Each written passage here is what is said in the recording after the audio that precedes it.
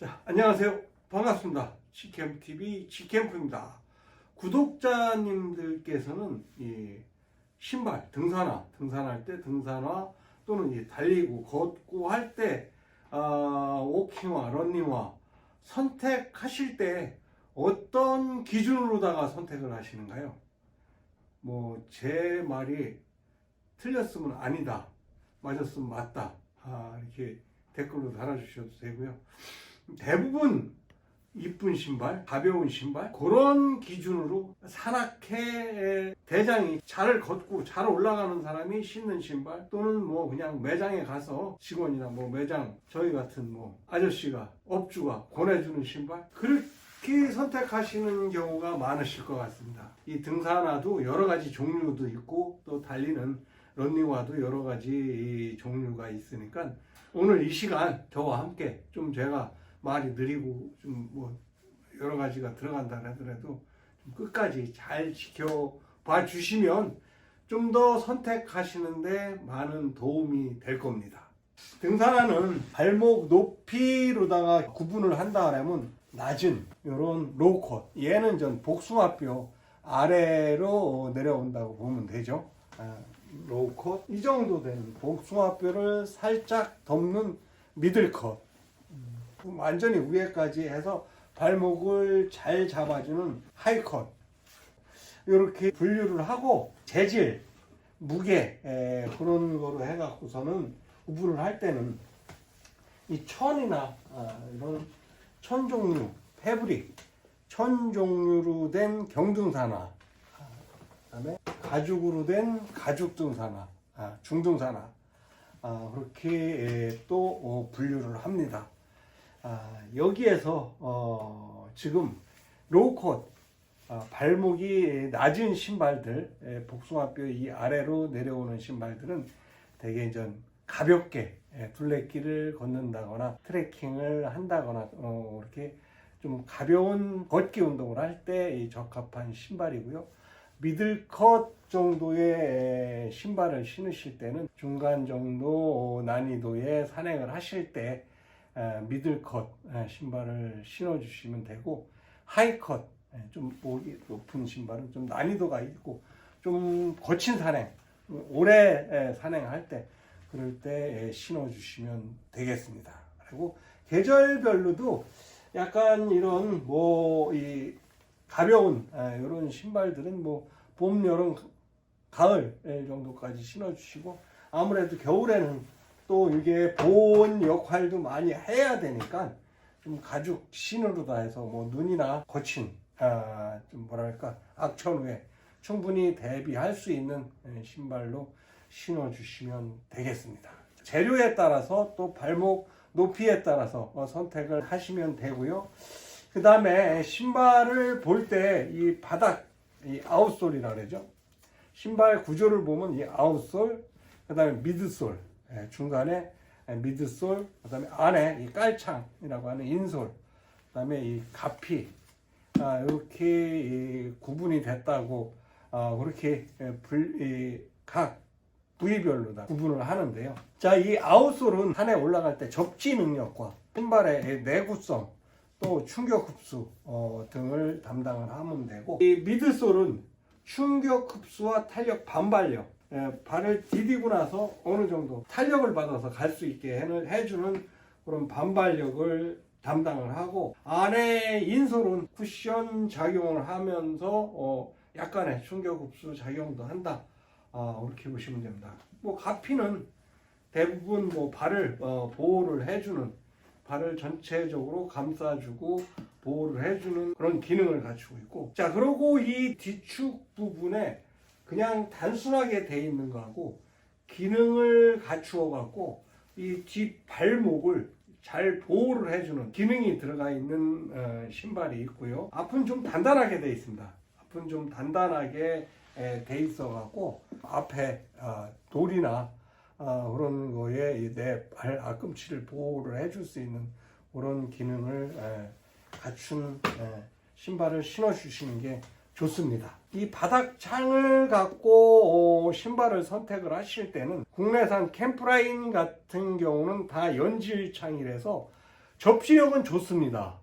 이 노란 마크로 된 거는, 자, 노란색으로 된 거는 뭐 비브람 창이고, 이 약간 빨간 마크로 된 거는 리치 에칭 창이 많이 있습니다.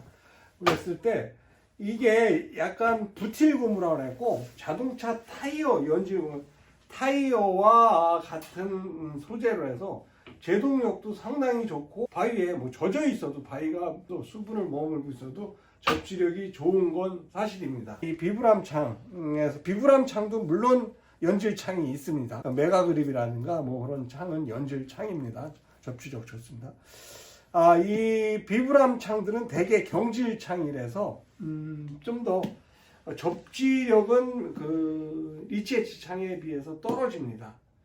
떨어지는 대신에 그다음에 오래 걸었을 때 충격을 잘 아래에서 발바닥에서 올라오는 열감을 좀 덜 해주고, 리치에치 창보다 내구성이 훨씬 뛰어난 그런 성질을 가지고 있습니다. 바닥 창을 봤을 때 내가 바위가 많고 좀 미끄럽지 않은 신발을 선택하실 때는 리치에치 창, 또 좀 거친 지역, 너덜 지역이나 자갈밭 그런 데를 좀 경사도가 없는 그런 지역, 좀 장시간 걸을 때, 무거운 짐을 지고 걸을 때, 그럴 때는 좀 비브람 창 신발을 선택을 하시는 게 좋습니다. 요즘 특히 이 미드솔 부분에 쿠션을 준다고, 뭐 이거는 트레일 런닝화, 달리는, 산에서 신지만 달리는 신발입니다. 여기에 이 미드솔 부분이 상당히 완전히 쿠션이 말랑말랑한 것들이 있어요. 그래서 이 정도는 뭐 그래도 밀도가 좀 있는 편인데, 안에 그 미드솔이 너무 말랑말랑해갖고 좀 밀도가 너무 쑥쑥 들어간다 하는 거는, 이 오래 신고 달리고 했을 때 이 허리 부분에 안 좋은 영향을 줄 수가 있으니까, 좀 말랑말랑한 신발을 찾으시더라도 밀도가 어느 정도 밀도를 유지하고 있는 그런 그 미드솔을 가진 신발을 선택을 하셔야 된다 말씀을 드렸고요. 신는 분마다 다 달라요. 인솔도 말랑말랑한 걸 좋아하시는 분이 있고 약간 딱딱한 걸 좋아하시는 분이 있어요. 그래서 우선 신기에는 말랑말랑한 부분이 부담감 없이 그렇게 신으실 줄 몰라도, 좀 거리가 좀 많이 걷고 오래 걷고 할 때는 어느 정도 좀 압축이 돼 갖고 약간 쿠션 기능이 있더라도 이 정도를, 그걸 말씀을 드리기가 좀 애매한데, 너무 말랑말랑한 거는 좀 피해 주시는 게 좋다 말씀을 드리겠습니다. 이 부분은 내가 어떤 산행을 하느냐, 그거에 따라서 어떤 지역을 가느냐에 따라서 선택을 하시면 되고, 그다음에 이 발목 높이에 따라서 내가 좀 난이도가 낮은 산행을 할 때는 약간 발목이 낮은 신발 신어주셔도 되고, 그다음에 어느 정도 중간급이다 그러면 미드솔 정도는 신어주시는 게 좋고, 그다음에 난이도가 있는 산행을 할 때는 하이컷을 신어주시는 게 좋습니다. 대부분 이 산악회 같은 데도 보시면 잘 하고 빨리빨리 달리는 분들이 이 목이 없는 이 리치화, 접지력이 좋은 리치화 스타일을 잘 신으세요. 근데 뭐 처음 입문하시는 분들은 잘못 그거 쫓아서 이런 발목이 없고 리치화를 신는 건 좋은데, 리치화들이 되게 이 발목이 좀 경사도가 있는 그 바위 구간 그런 데 오를 때에 대비해서 발목을 좀 간섭을 덜 받게 하기 위해서 발목이 없거든요. 근데 그런 신발을 신었을 때 산행 경험이 없으신 분들은 자칫 하산길에 힘이 많이 빠져갖고 발목을 좀 다칠 수도 있고, 발목이 있는 신발을 신어라. 발목이 다치는 것도 다치는 거지만, 여기가 이제 발목이라고, 산의 지형은 고도를 올리면 올릴수록 거칠어집니다. 불규칙하기 때문에 이 발에 딛는 거에 따라서 위에 상체가 더 많이, 이 발목을 여기서 이렇게 높이 잡아줄 때는 위에 상체의 흔들림이 좀 덜해요. 아무래도 발목이 다 노출되는 거. 그렇기 때문에 피로도도 덜하고 부상의 위험도 좀 많이 감소를 시켜주니까 발목이 있는 신발을 신어라, 이렇게 권장을 드리는 겁니다. 그리고 이 신발을 제가 안 갖고 나오려고 그러다가 이 보아 시스템이라고도 하고 신고 벗기는 아주 다이얼 등산화라고도 하고, 이 신고 벗기는 아주 편해요. 그냥 잡아당기면. 이게 뭐 끈이 요즘 다 잘 만들어서 뭐 튼튼해서 뭐 끊어지는 일이 거의 없다고는 하지만, 여기서 어느 정도 두께감이 있어서 여기서 발을 앞부분을 잡아주는 거하고 이 얇은 게 얘가 잡아주는 거하고 힘은 이 차이가 있습니다. 이게 잡아주는 힘에 차이가 있고, 뭐 전에는 이렇게 이거를 이렇게 뛰지 않고 앞으로 돌리고 뒤로 돌리고 하는 시스템이 있을 때는 이게 많이 제절로 클러지는 경우도 많이 있었던 것 같아요. 그래서 뭐 경사가 가까운 뭐 둘레길이나 뭐 경사도가 심하지 않은 그런 데를 다닐 때는 뭐 이걸 신는 거를 뭐 굳이 신지 마셔라 뭐 이렇게 말을 할 수는 없겠지만, 좀 경사도가 있는 산행에서는 이런 거는 가급적 안 신는 게 좋겠다, 이렇게 말씀을 드리겠습니다. 운동화 스타일이죠. 런닝화 스타일도, 런닝화는 뭐 제가 런닝을 엄청 잘하는 거는 아니라서 뭐 이렇게 말씀드리기는 좀, 지금 저도 공부를 좀 더 하고 있는 시점이기 때문에 이 미드솔 부분, 쿠션이 있는 부분, 미드솔 부분하고 이 앞에 부분하고 이 두께감에 따라서 내가 이 착지를 할 때 뒤꿈치로 하느냐, 약간 이 바닥 쪽으로 하느냐, 앞으로 하느냐, 그런 데에 따라서 이 쿠션의 이 배분율이 좀 달라지고요. 이 걷는 신발들은 이 뒤가 이 둥그스러먹게, 이 마사이족들 옛날 신었던 신발처럼 이 둥그스러먹게 된 신발들이 좀 더 편할 수가 있고, 걷다 보면 지금 착지가 이 뒤꿈치부터 이렇게 착지가 된다.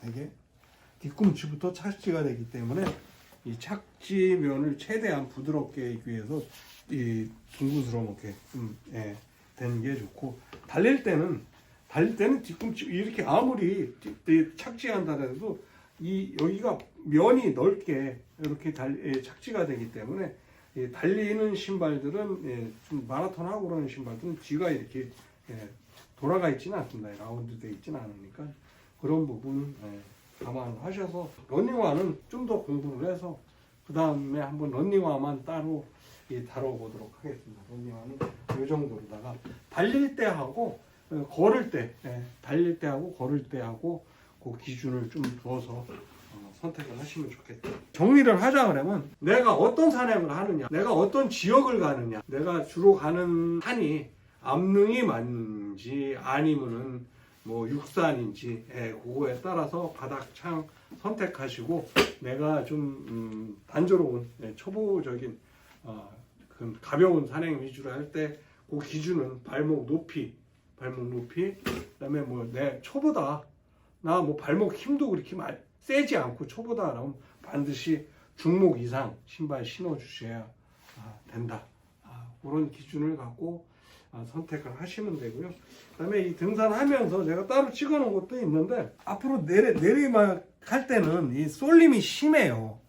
앞으로 쏠림이 심해 갖고 쏠림이 심해서 앞꿈치가 많이 아픈다 하시는 분들은 아래쪽을 좀 더 당겨서 조여주시고, 하산할 때는 좀 더 조여주시고, 조여주신 다음에 중간에 이렇게 올라왔을 때 여기에서 이 발목이 접히는 지점, 그 기준으로 해서 여기에서 한 2바퀴나 3바퀴 정도 이렇게 돌려주세요. 이렇게 걸으면 여기가 아무래도 더 많이 제어가 되겠죠. 이게 더 이상 내려가지 않도록, 끈이 느슨해지지 않도록 이렇게 제어가 되니까 이렇게 걸어주시고, 그 다음에 이 중간에 이런 게 이 역할이 뭐냐 하면, 등산화 끈을 좌우로다가 쏠리지 않게 해주는 거거든요.